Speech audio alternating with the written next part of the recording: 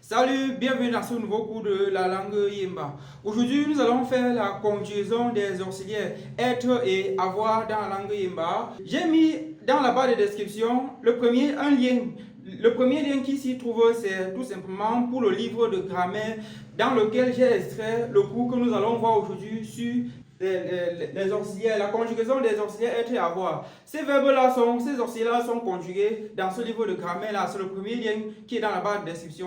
Et la conjugaison des auxiliaires être et avoir que nous allons voir aujourd'hui, c'est pour le présent simple de la langue Yemba. Sachez qu'en Yemba, il existe trois présents. Le présent simple, le présent continu et le présent des circonstances. Par exemple, si je dois conjuguer le verbe manger, au présent des circonstances, on dira meng fait, ou fait, ap fait, pere fait, père fait, pop fait. Donc, c'est une sorte de répétition du même mot. Meng fait, ou fait. Bon, bref, là, c'est le présent des circonstances. Aujourd'hui, c'est le présent simple. Conjugaison des deux auxiliaires, être et avoir. Sachez qu'en Yemba, l'auxiliaire avoir, c'est le ouais. Le ouais, c'est avoir. Et l'auxiliaire être, c'est le corps. Et ici, il faut faire très attention. Le ouais, ici, ça a un ton haut. Alors que le roi ici, ça a plutôt un ton moyen. Parce que le roi, avec le ton haut, c'est plutôt pouvoir. J'espère que vous comprenez. Le roi, c'est être et le roi, c'est pouvoir. Donc, c'est ça qui est important de préciser. La conjugaison du premier verbe, on dira menguie, ouie, aouie, peguie, perue, poue. Remarquez que ici c'est A avec le ton moyen au-dessus, c'est L. Vous voyez? Si vous avez la fiche de révision sur les adjectifs qualificatifs, vous savez le pourquoi je mets ceci. A, ça c'est L. Il ou elle. Menguie, j'ai, ouie, tu as, aouie. Il ou elle a. Peguie, nous avons. Perue, vous avez. Poue, il ou elle ont. Et une fois de plus aussi, voici le elle. Voici il, voici elle. Pour le verbe alluer, verbe être, on dira mener, je suis. Où tu es. A, il ou elle est. Pegue, nous sommes. Père, vous êtes.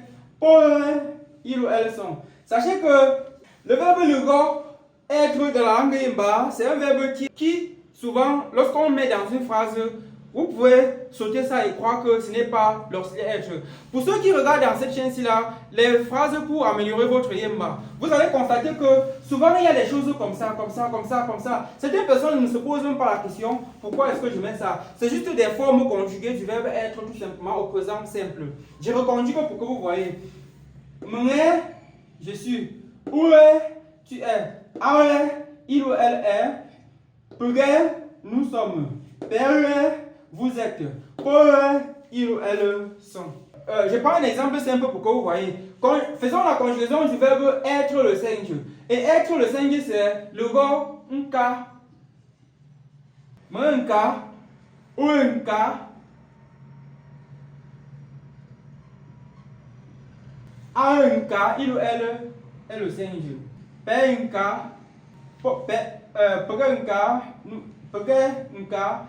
nous sommes le singe. Ici c'est pegenka, c'est nous sommes le singe.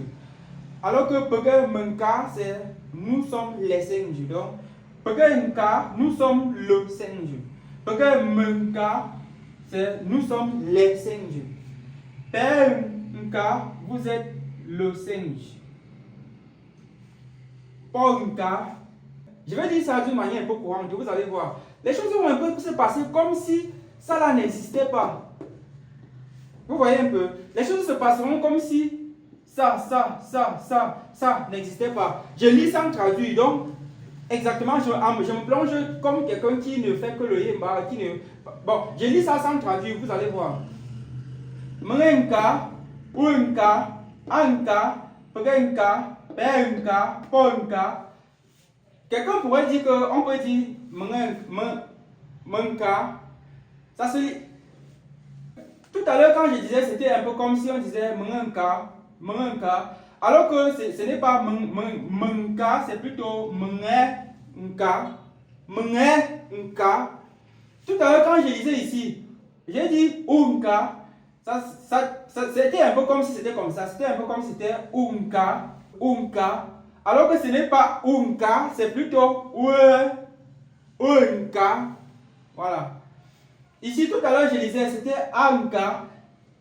J'ai dit tout à l'heure, quand je lisais, ça sonnait comme anka. Alors que ce n'est pas anka, c'est plutôt anka.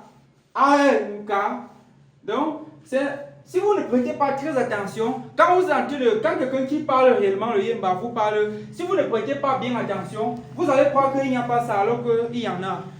C'est l'auxiliaire être comme ça.